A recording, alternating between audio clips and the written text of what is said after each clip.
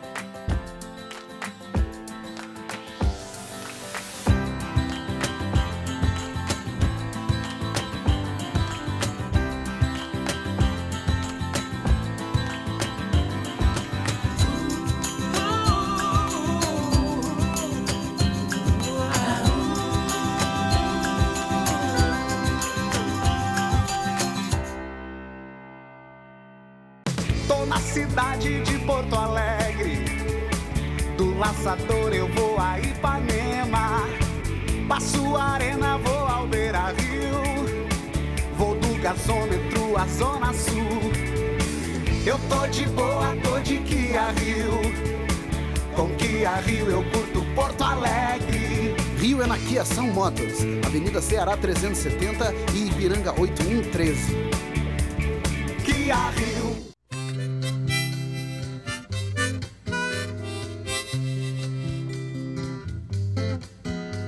Café se viram por casualidad, cansados en el alma de tanto andar.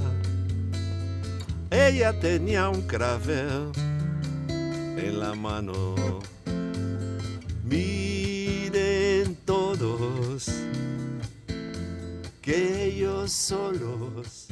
Isso aí, amigos, começando mais um Ico Thomas Show. Obrigado pela sua sintonia, sua audiência, você que manda mensagens, que está curtindo o programa. Muito legal, muito obrigado, realmente. Fizemos com o maior carinho para você.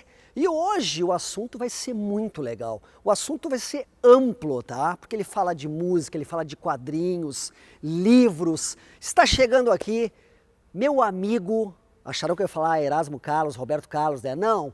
Tedi Correia está chegando! Num café se viram por casualidade. Pois é, amigos, hoje estamos recebendo aqui Tedi Correia, palestrante, músico, escritor. O Tedi faz várias coisas, eu acho muito interessante. E eu já quero começar essa entrevista agradecendo, é claro, de estar aqui hoje. Eu sei que tu é um cara ocupado.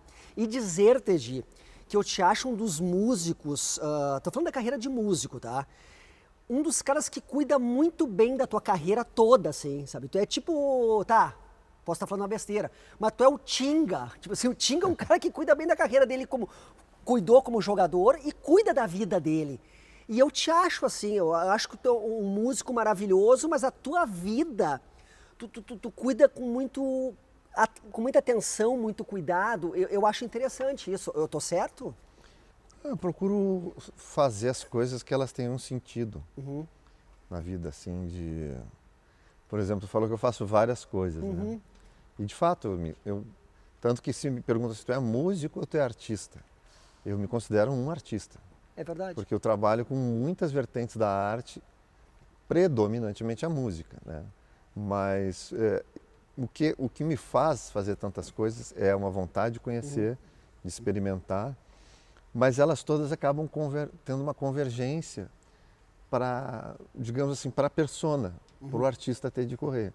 Então, a música ajuda a literatura, que ajuda nas palestras, e isso também tem um sentido quando eu vou falar de quadrinhos, porque as coisas, como eu disse, convergem para narrativas, E então palestra narrativa, música narrativa, livro narrativa, quadrinho narrativo. Então eu consigo, de uma certa maneira, coordenar esse tanto de coisas para que elas tenham um sentido não único, mas uma convergência mesmo, como eu falei, né? Claro que a narrativa do livro é diferente da música, que é diferente da dos quadrinhos e da palestra. Mas é impressionante a gente fazendo como a gente percebe que uma coisa ajuda na outra, né? Tu cuida muito disso, o que tu vai fazer, porque eu sempre te vejo fazendo coisas interessantes e legais. Tu pensa bastante, as pessoas te convidam para fazer tal coisa, tu não. Essa aqui não é minha vibe. E tu é um cara muito honesto, tu fala realmente, não quero fazer isso, assim. É tu que cuida disso ou alguém mais te ajuda com isso, a organização da tua vida? Eu tenho algumas pessoas que me ajudam, mas, assim, por exemplo, eu tenho um escritório que me representa das palestras, que é em São Paulo. Então, quando pinta algum convite que tem alguma coisa a ver com isso, eu converso com eles. Em relação à literatura, eu converso com a minha editora, que é a Belas Letras. Mas em relação à música, como eu já estou muito tempo, assim, digamos, nesse mercado, né? Vou fazer 35 anos esse ano.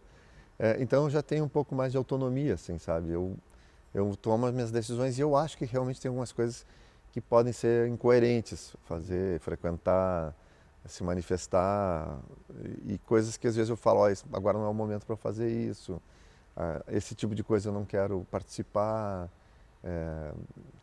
Alguns programas que antes a gente fazia tranquilamente, assim, não, tal programa, vamos fazer. Daí hoje, por exemplo, se o apresentador acabou assumindo alguns posicionamentos que eu não gosto, ou que eu acho condenáveis, eu já não vou mais fazer aquele programa. Entendi. Porque senão parece que tu está corroborando, concordando com aqueles posicionamentos. Então, eu tento não gerar uma contradição para mim mesmo e nem me colocar numa situação desagradável de ter que, na hora, assim, dizer alguma coisa, contradizer alguém, até porque eu respeito o espaço da pessoa, falando dos programas, né? Não vou lá bater boca com um apresentador no programa sobre uma decisão, uma coisa que é dele, uma escolha que é dele, entendeu? Então não vou no programa. E se tiver que discutir, a gente tem outros fóruns para isso, né? Mas eu procuro ser bem cuidadoso, assim. Eu sei que tem gente que vai em tudo e curte tudo e tal. Eu tenho um problema comigo mesmo, assim, de pensar assim, não, isso aqui eu fui lá e fui mal. Esses dias mesmo me convidaram para participar de uma live, que era um debate, sobre uma questão que eu disse, cara, eu não domino essa questão. Aí, não, mas é um bate-papo e não sei o que, sim, mas as outras pessoas são dessa área. Eu vou estar lá fazendo um papel que não me cabe, que é franco atirador, digamos assim, dando palpiteiro, lidando com gente que estuda essa área. Então não fui. Eu faço mais ou menos isso, né? Eu já conversei contigo sobre vários assuntos, até já te pedi conselhos, né? E eu acho as tuas ideias, até poderia dizer as tuas teorias, assim, muitas vezes, interessantes. Mas eu te acho um cara muito inteligente. E aí eu estava pensando esses dias, como tu tem muitas ideias, e diria, tá, que 90% do que tu fala tem toda a razão, mas quando tu não tem razão, é fácil de desconstruir a tua ideia, tu aceita assim, realmente não é isso. Porque tu é um cara que tem ideias interessantes, boas, mas muitas vezes alguém vai discordar de ti de alguma coisa. É fácil desconstruir a tua ideia? Então, vamos substituir ideia por opinião, digamos. Isso, opinião. Tá? Porque ideias, às vezes, elas vêm de um outro campo, né, da outra... quando tem uma opinião, ela geralmente é resultado... Eu digo geralmente porque pode acontecer de eu não conhecer o assunto, como eu falei. Aí eu vou falar por achismo. Mas quando eu vou falar alguma coisa, geralmente é resultado de uma reflexão, muitas vezes de um estudo, de uma leitura, para chegar na conclusão que eu cheguei, para defender a opinião que eu defendo. E quando alguém vem me contrapor, eu acho interessante porque eu também estou aprendendo. Então existe um debate, uma troca de argumentos, que é uma coisa muito legal. E se aquela outra pessoa com quem eu estou conversando expõe argumentos que são melhores ou mais encadeados ou que têm uma lógica que de uma certa maneira anula a minha, é muito legal a gente reconhecer e aprender. Eu fico feliz de, aprendi um negócio, entendeu? com essa pessoa que me contrariou aqui, porque ela me convenceu de algo que eu estava equivocado. É muito legal a gente saber que a gente estava no caminho errado e alguém te ensinou o caminho certo. A gente passa a vida inteira aprendendo com isso, né? Tem gente que eu acho que é bastante inteligente, mas é muito teimosa. E a teimosia é um negócio que não faz bem para o conhecimento. Porque senão a gente, claro, não confundindo com resiliência. Se tu faz uma pesquisa, se tu tem um campo de atuação, se tu tem alguma coisa, se tu te dedica muito e tu te fecha naquilo ali, tu não está sendo teimoso, está sendo resiliente, está aprendendo sobre aquele negócio, sobre aquele caminho. Mas quando alguém te contrapõe e tu começa simplesmente a dizer não, porque tu não tem um outro argumento para contrapor, aí tu está sendo teimoso, né? Então, acho que para o conhecimento a pior coisa que tem é a teimosia. Teddy, trocando de assunto agora, quadrinhos. Eu noto que as tuas camisetas eu acho sinceramente maravilhosas. E tu sempre vem com uma coisa diferente, assim, eu sei que tu gosta de quadrinhos de arte, por isso que eu cheguei na camiseta, mas os quadrinhos, como surgiu isso na tua vida, assim, essa paixão? Desde pequeno, cara, eu me fascinava, eu sempre gostei de desenhar e eu pegava os quadrinhos, as historinhas, os gibis da Ebal, que era a editora que lançava, né?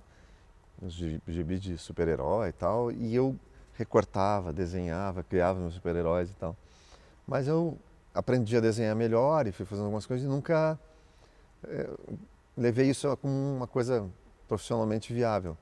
Só que quando chegou no momento da minha carreira, eu comecei a encontrar quadrinistas brasileiros, e o Brasil é rico em caras que realmente são incríveis nisso, e descobri neles fãs da minha música, me aproximei deles e, por incrível que pareça, depois de muito tempo, eu comecei a fazer quadrinhos, fazer roteiro e conviver com quadrinistas e por exemplo, tem a Comic Con, que é o maior evento de cultura pop do mundo. Eu fui 2 vezes já para ser um mediador em mesa sobre quadrinhos latino-americanos e não sei o quê. Então, eu comecei a botar o meu pé dentro do universo de produção de quadrinhos depois de já bastante maduro, assim, mais de 40 anos de idade. Então, eu tenho muito conhecimento, porque sempre gostei, li muito, conheço os autores, conheço o roteirista, consigo decifrar a maioria dos estilos dos caras só olhando, isso aqui foi alguém que fez, outra coisa que fez. Eu consigo fazer isso pelo meu interesse. E hoje em dia sou muito feliz assim de conviver com caras que têm muito talento, como o Rafael Albuquerque, que é um quadrinista brasileiro que mora em Porto Alegre, produz aqui, já foi premiado no Oscar dos quadrinhos nos Estados Unidos, participa de convenções no mundo inteiro. E é um cara que mora aqui em Porto Alegre, ele produz aqui em Porto Alegre, faz o trabalho dele aqui. Que legal. Então, e tem uma coisa engraçada, teve já alguns desses caras que me homenagearam. Então tem quadrinhos dos Vingadores, né? Que demais que eu faço isso. parte ali, apareço sendo explodido, alguma coisa assim. Sensacional isso, Teddy. Eu falei das camisetas que eu já te vi também com camisetas de quadrinhos, assim. Uso direto. Né? Adoro isso, eu adoro quadrinhos. Eu fico um pouco decepcionado quando eu vejo alguém, jornalista ou alguém do meio da cultura, que trata o quadrinho com um certo desprezo, assim, não entendendo que se trata de uma arte e que tem gente de muito talento trabalhando naquilo. E já tive experiências ruins a respeito disso quando eu fazia o Café TV Com. Eu sempre levava quadrinho, os lançamentos, essas coisas, tanto os de linha quanto coisas diferentes assim e tal. E me lembro de ter visto e ler em redes sociais, jornalista, bem se vê que é um cara limitado, só fala de quadrinhos. Meu Deus. Eu ficava pensando, nossa. Quem que é o limitado aqui, né? Estamos recebendo hoje aqui no Ico Thomas Show meu amigo Teddy Correia. Vamos agora até Nova York com o nosso colunista Fernando Andrade.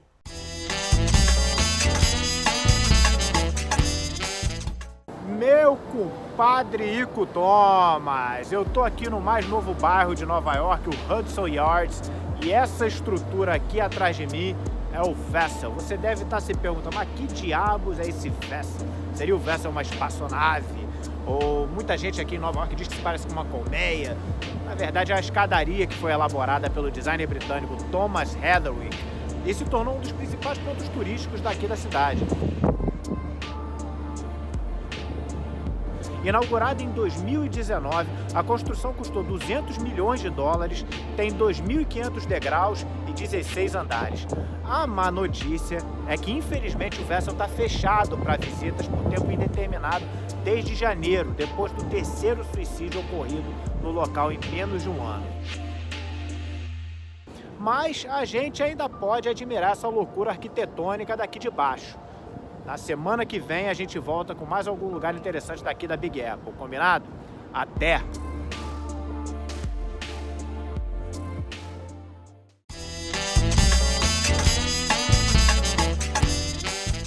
Obrigado, Fernando Andrade. Vamos fazer um rápido intervalo e já voltamos com mais Ico Thomas Show. Oh, baby, baby, it's a wide world. It's hard to get by just upon a smile. Oh, baby, baby, it's a wide world.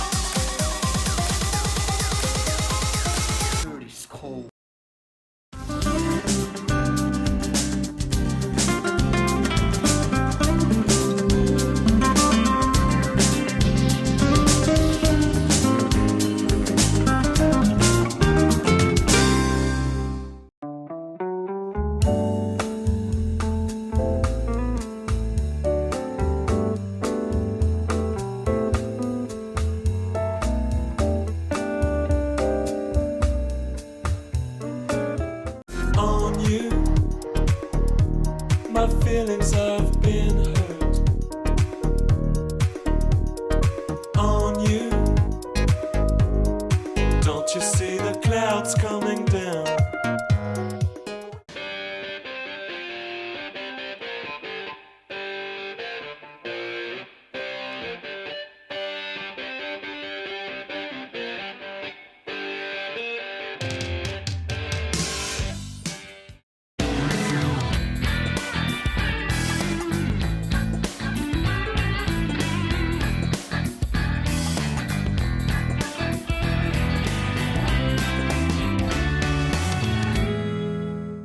I've got sunshine on a cloudy day. When it's cold outside, I've got the mouth of May.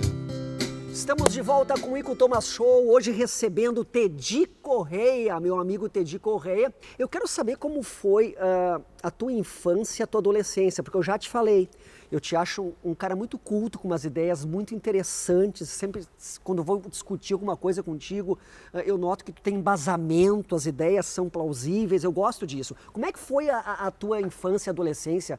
Te incentivavam a ler? Como é que era o Teddy menino? Guri como fala?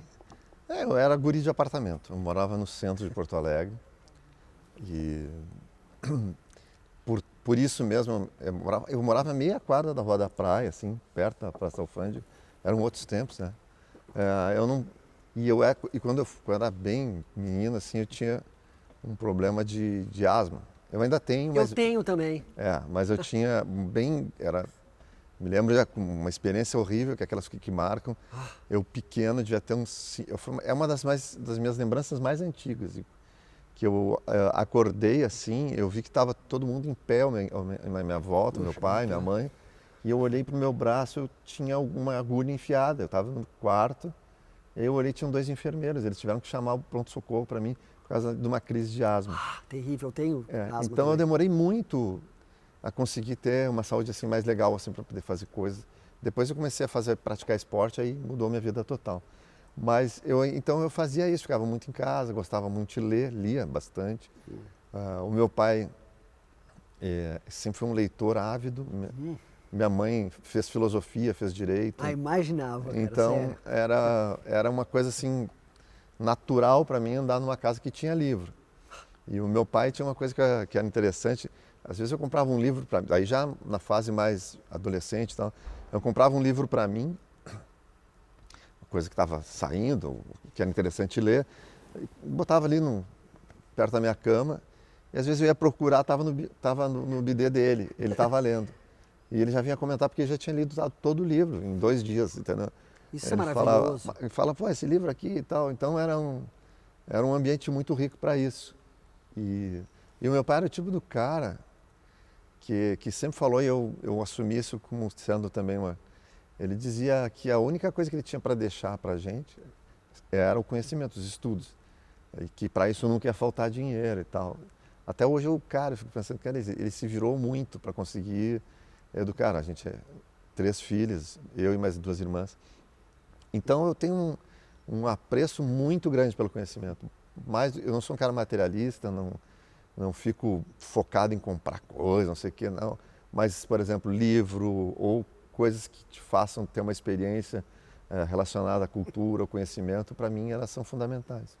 Eu te acho, na realidade, sinceramente, um grande pensador brasileiro, cara. Menos, Zico, menos. Acho sim. Até vou falar sobre o teu livro agora. Porque eu adorei o livro e sabe que eu sou louco por livros também, né? Quando eu peguei ele, eu já gostei. Ele tá todo bonito, capa dura. Nossa, olha só, obras de arte.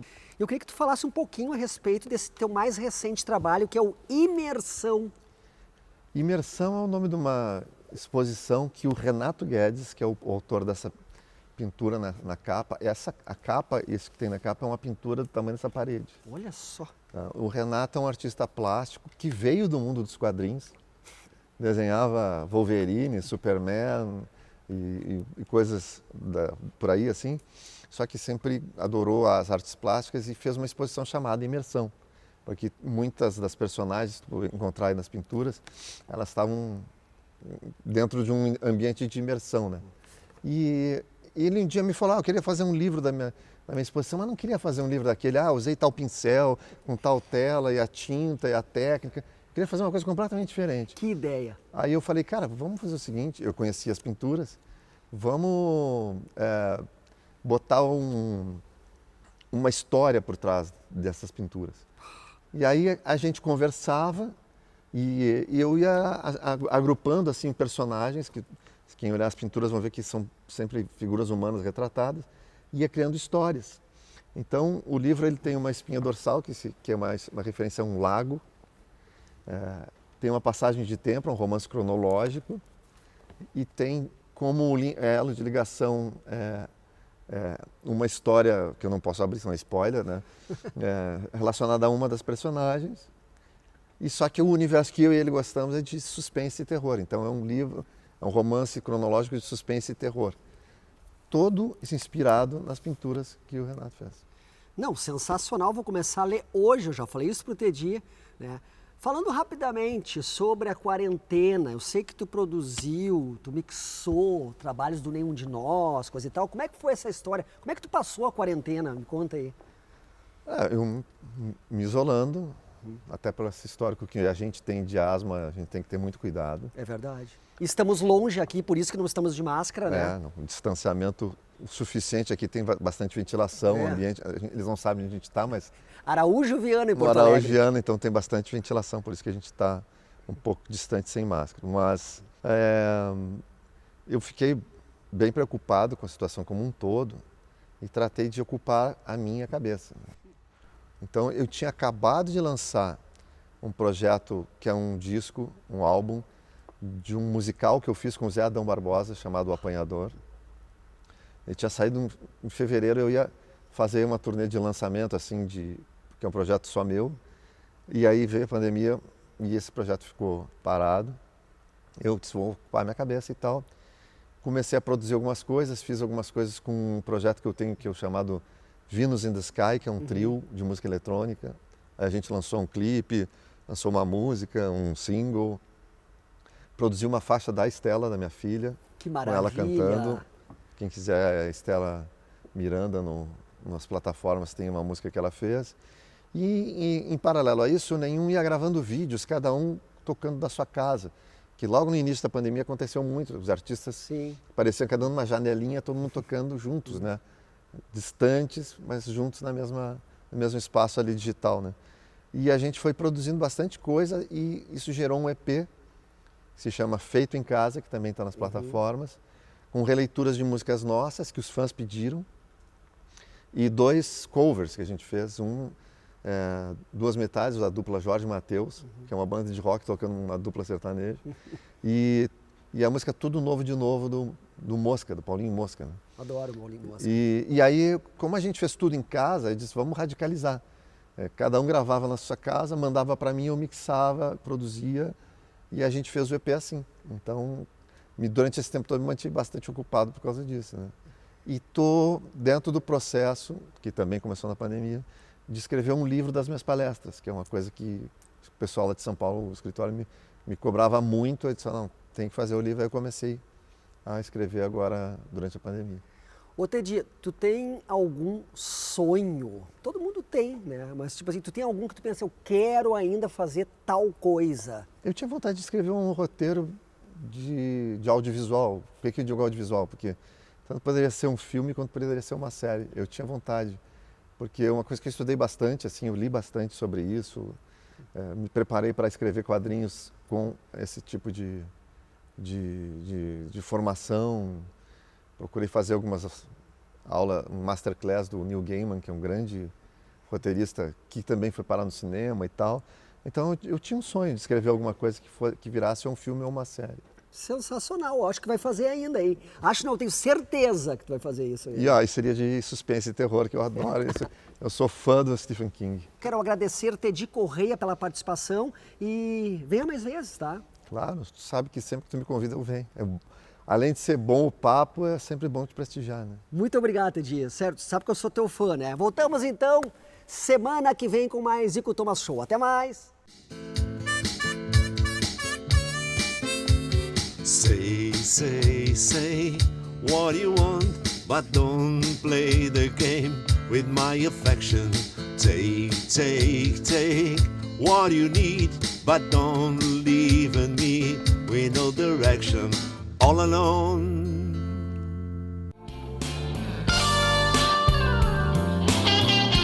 Zico Thomas Show é um oferecimento Vivale Sleep Center, Clínica Corsini, Assum Supermercados, com o apoio de Kia São Motors.